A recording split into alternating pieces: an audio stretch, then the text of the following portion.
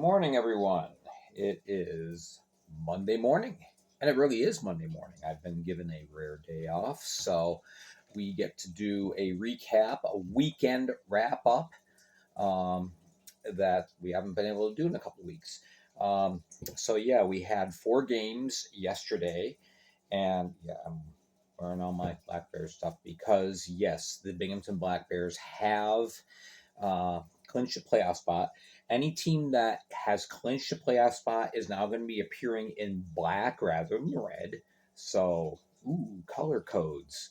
Yeah, weird OCD thing. But anyway, all right, first game yesterday. And I liked how the games were spread out yesterday, too. So, I was able to watch huge chunks of each game, and just focus on that game.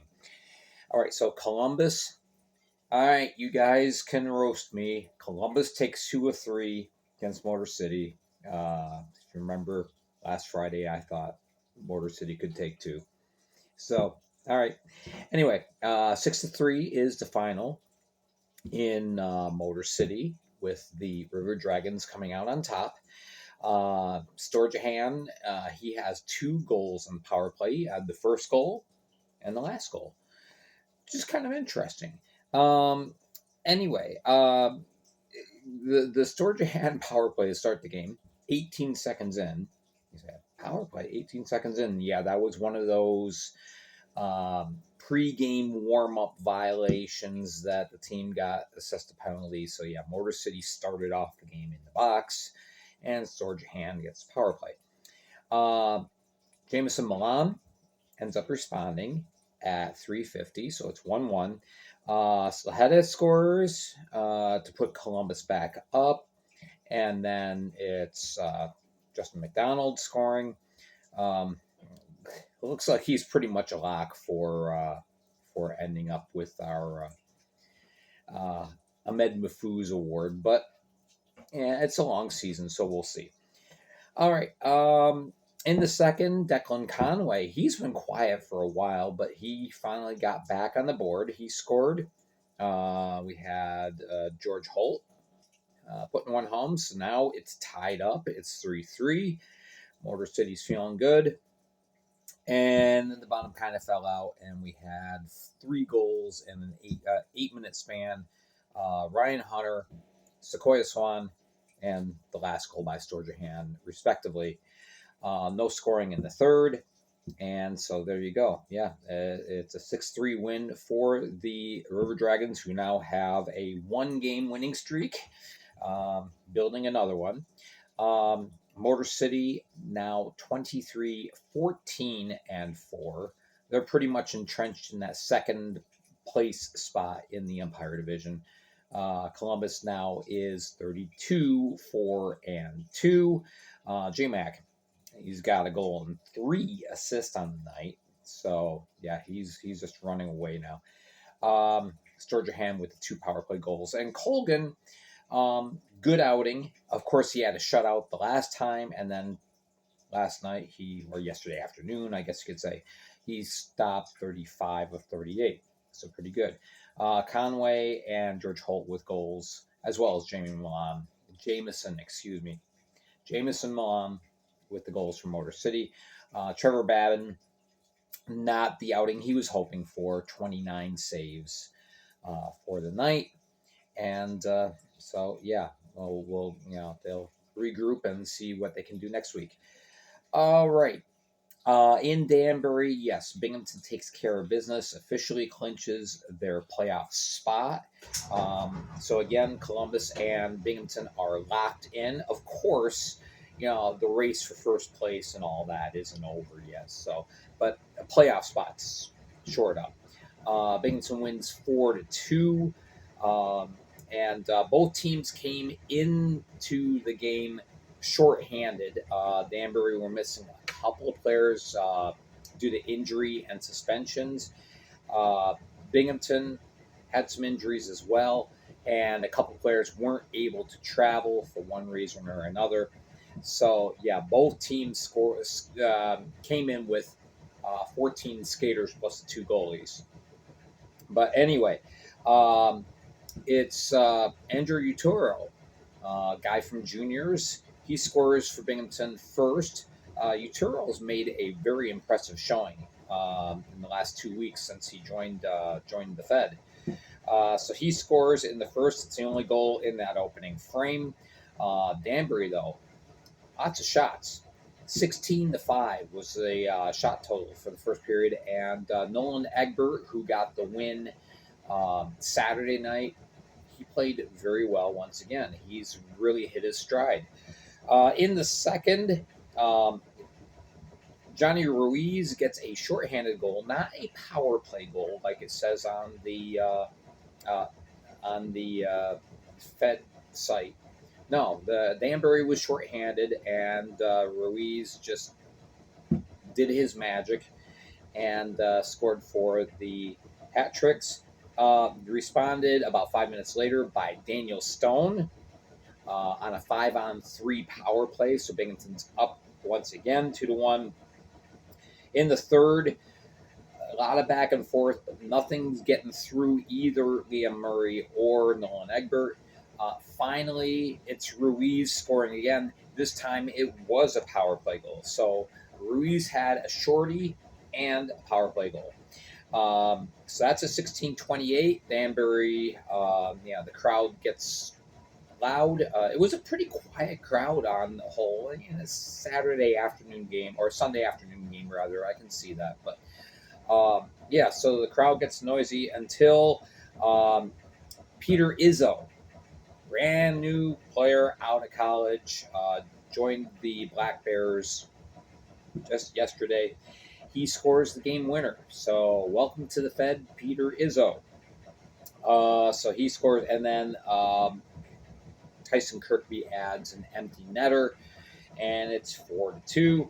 15:59, the announced crowd. Not bad for a Sunday afternoon.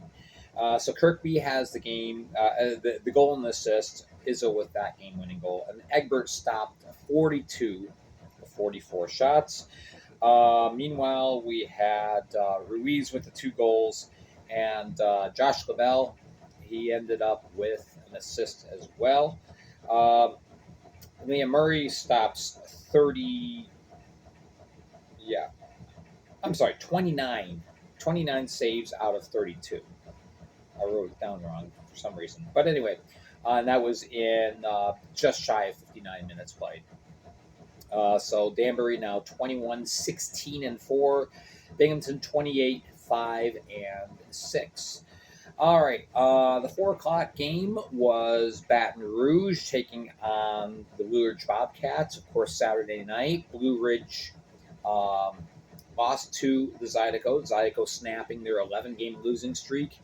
Blue Ridge would exact some revenge. Nice comeback win yesterday afternoon. And in goal, it was Bailey Stevens, who had gotten that win on Saturday, and Owen Liskovitz. Cody Oakes scores first for the Bobcats. Justin Daly adds one at 9:58. So halfway through the first, it's already 2-0 Bobcats. But Zydeco would chip back at the lead a little bit. Early in the second, it's Tyler Larwood, who played pretty well this weekend. He gets a goal at 35 seconds into the second, but the Bobcats have a response this time, and it's Nikita Ivashkin. Ivashkin seems revitalized since joining the Bobcats, just not with his production, but just his demeanor. Everything seems to be like he's enjoying the game once again. So Ivashkin scores. I forgot to mention, there was one unfortunate incident late in the first. Matthew Bazarin gets ejected for incitement. I'm not sure if there's going to be a suspension today or not. We will see. Anyway, so Ivashkin scores a 155, and then Joel Frazee, great game for him, scores at 4:28. Late in the second, Michael Haskins gets on the board for the Zydeco. The defenseman does not show up very often in the stat sheet, but yeah, he ends up putting one home, and that was going to be it for the Zydeco. Late in the third, Blue Ridge pours on the offensive prowess, and it's Vashkin and Frazee scoring again, both with 2 goals. Excuse me. So both of them had a very, very good game. Matt Graham, for his efforts, and MJ Graham, for his efforts, had 2 assists. And we mentioned Haskins having the goal. Stevens stops 31 of 37, and Liskovitz 27 saves for the win for the Bobcats. So the Bobcats improved to 12, 23, and 5. Baton Rouge now 8, 25, and 4. Final game for the night was, and this was a night game, Elmira traveling up to Watertown to take on the Wolves. Both teams very tired. Elmira had 2 rough games in Danbury. Watertown had 2 rough games in Binghamton. Both teams coming into the game very, very worn out. And everything happened in the first period. Trevor Lord scores in the power play for the Wolves at 2:19. And then Blake Peavy gets a pair. He scores at 14:28 and 18:15 of the first period, and the game was over. That's the way the game ended. I will say this: the officiating crew for this game was the same one that was in the now infamous Kozlowski game Saturday night in Binghamton. They did much better. So I guess Saturday they just had an off day or something. But yeah, the game was managed pretty well. And so yeah. Anyway, an Elmira 2-1 win. Everything again happened in the first period. There were 4 minors in the second and 4 in the third, and that was it. Otherwise, it was just a lot of shots. But both Sammy Bernard and Elwad Bouchard played very well. Bernard stopped 45 out of 46, and Bouchard had 33 saves himself. So there you go. We end up with a 2-1 win for Elmira. They solidify their hold on 4th place in the Empire, 16, 25, and 0. Watertown falling to 12, 24, and 5.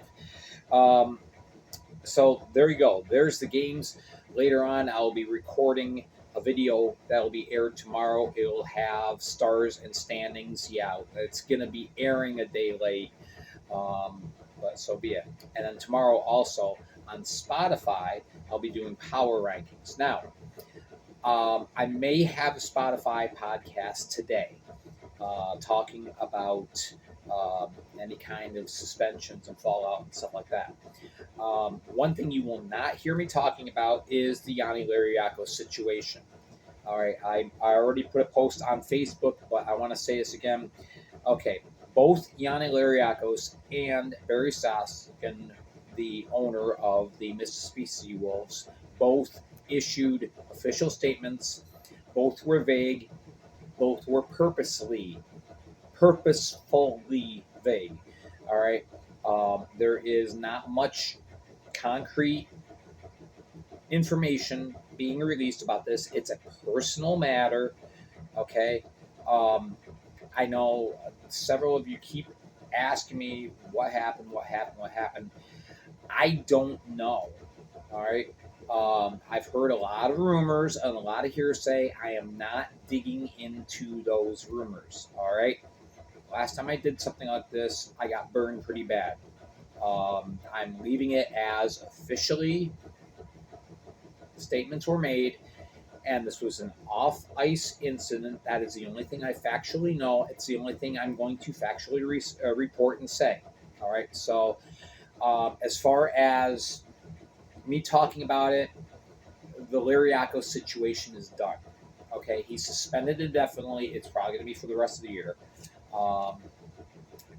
And it's done. All right. So I just want to make sure that that's clarified. All right, I don't have any information, and even if I come across information, I'm not going to share it because it's personal. So there you go. All right. Thank you so much for watching and for tuning in. Tomorrow we will have a video, 4 stars standings right here. See you then.